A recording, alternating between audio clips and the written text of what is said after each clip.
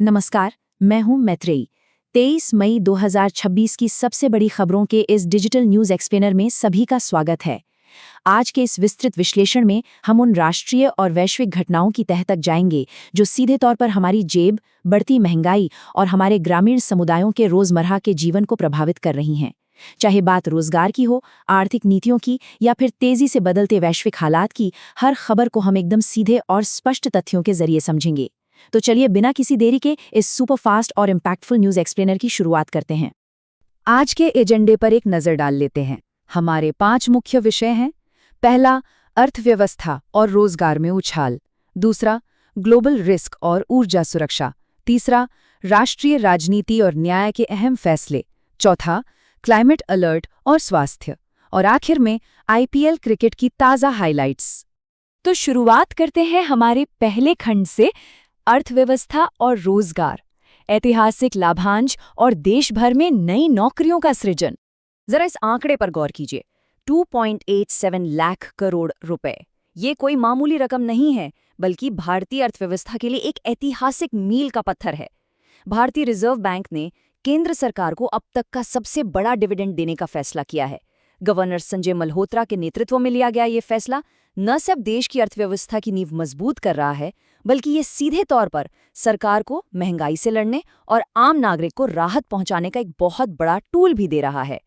अब इस बड़े सरप्लस का सबसे दिलचस्प पहलू इसका जमीनी असर है। जरा सोचिए, इस भारी भरकम रकम से सरकार बिना कोई नया कर्ज लिए हाईवे और डिजिटल नेटवर्क का तेजी से विस्तार कर पाएगी। सीधी सी बात है, इसका सीधा फायदा हमारी ग्रामीण कल्याणकारी योजनाओं को मिलेगा। दूर दराज के गांवों में विकास, बुनियादी ढांचे और इंटरनेट कनेक्टिविटी की गति तेज होगी। और सबसे अच्छी बात यह है कि देश पर कोई अतिरिक्त आर्थिक बोझ भी नहीं पड़ेगा। रोजगार के मोर्चे पर भी बड़ी हलचल है। पिछले 18 राष्ट्रीय रोजगार मेलों को देखें तो अब तक 12 लाख से अधिक नौकरियां दी जा चुकी हैं और आज 19वें मेले में प्रधानमंत्री मोदी द्वारा 51,000 और युवाओं के हाथों में नियुक्ति पत्र सौंपे जा रहे हैं। रेलवे, गृह मंत्रालय और स्वास्थ्य सेक्टर की ये नौकरियां कोई साधारण आंकड़े नहीं हैं। ये विशेष रूप से हमारे ग्रामीण छात्रों और युवाओं के भविष्य को सुरक्षित कर रही हैं।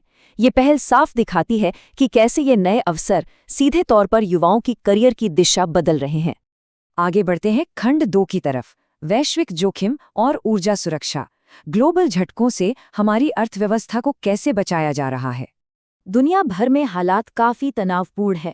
मिडिल ईस्ट के संकट की वजह से कच्चे तेल की कीमतें आसमान छू रही हैं, जिसका सीधा असर हमारी परिवहन लागत और गांव कस्बों के स्थानीय बाजारों की महंगाई पर पड़ रहा है। श्रीलंका जैसे पड़ोसी देशों में तो खाद्य और उर्वरक संकट की चेतावनियां तक सामने आ चुकी हैं। लेकिन इसके बचाव में भारत का एंटी क्रूड एक्शन प्लान काफी तेजी से काम कर रहा है। ग्रीन हाइड्रोजन के उत्पादन को दोगुना करना और नेशनल सोलर ग्रिड का विस्तार करना एक बहुत ही ठोस रणनीति है। आने वाले समय में ये कदम न सिर्फ पेट्रोल डीजल की महंगाई को थामेगा, बल्कि इन गर्मियों के दौरान हमारे स्थानीय ग्रामीण बिजली ग्रिड्स को भी स्थिर रखने में मदद करेगा। हमारा तीसरा खंड राजनीति और न्याय से जुड़ा है। राज्यों की सियासी हलचलें और अदालत के अहम फैसले। राज्यों की राजनीति में 2 महत्वपूर्ण घटनाक्रम हुए हैं। पश्चिम बंगाल में मुख्यमंत्री शुभेंदु अधिकारी का दिल्ली दौरा काफी सुर्खियों में है। इस दौरान राज्य में आयुष्मान भारत योजना को लागू करने पर बड़ी सहमति बनी है, जो सीधे तौर पर ग्रामीण स्वास्थ्य सेवाओं की पूरी तस्वीर बदल सकती है। वहीं दूसरी तरफ केरल में किजाकुम्बल्लम भूमि विवाद गरमा गया है। 7 दलित परिवारों को हटाने के विवाद पर डैमेज कंट्रोल करते हुए राज्य की यूडीएफ सरकार ने अब सीधे हाईकोर्ट का दरवाजा खटखटाया है। न्यायपालिका की बात करें तो अदालत के गलियारों से एक बेहद कड़ा और शक्तिशाली फैसला सामने आया है।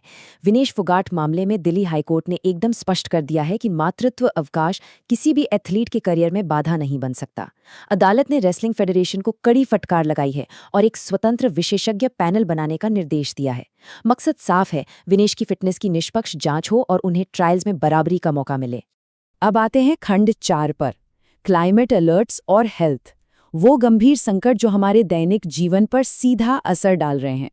दुनिया के सामने एक नई स्वास्थ्य इमरजेंसी खड़ी हो गई है। कॉन्गो और युगांडा में बूंदीबुग्नियो इबोला वायरस का खतरनाक आउटब्रेक हुआ है। आंकड़े चिंताजनक हैं। अब तक 500 से अधिक संदिग्ध मामले सामने आ चुके हैं और 130 मौतें दर्ज की गई हैं।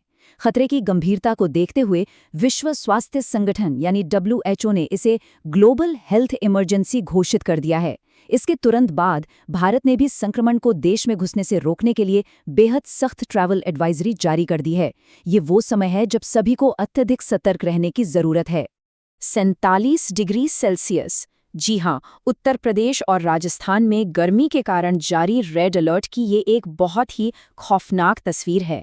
इस प्रचंड गर्मी में डिहाइड्रेशन और हीट स्ट्रोक का खतरा अपने चरम पर है, इसलिए लगातार पानी पीते रहना और छांव में रहना बहुत ज़रूरी है। इस बीच हमारे ग्रामीण इलाकों से ऐसी ग्राउंड रिपोर्ट्स आ रही हैं जहां किसान अपनी फसलों को इस झुलसाने वाली गर्मी से बचाने के लिए अपनी पुरानी पारंपरिक सिंचाई तकनीकों और स्थानीय बचाव उपायों का ज़बरदस्त इस्तेमाल कर रहे हैं।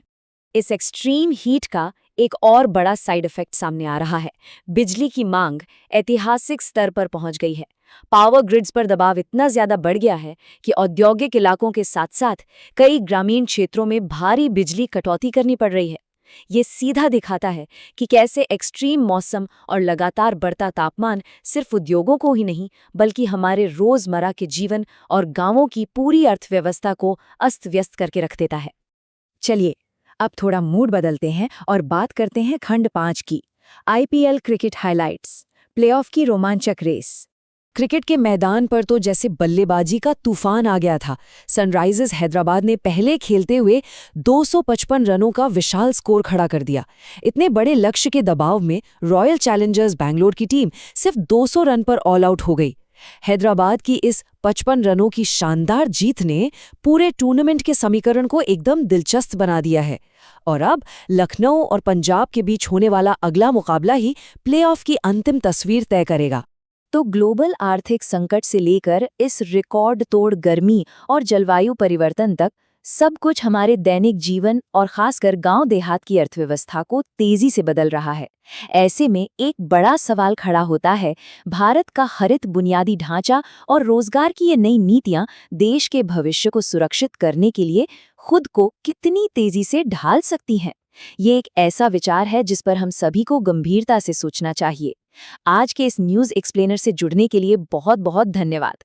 ताज़ा अपडेट्स और सटीक विश्लेषण के लिए VMN न्यूज़ के साथ जुड़े रहें। जय हिंद।